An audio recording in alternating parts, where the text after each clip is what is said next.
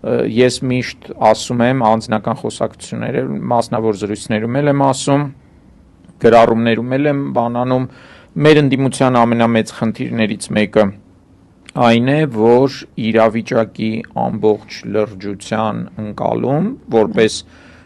մոտալուտ եւ իրական գոյաբանական սպառնալիք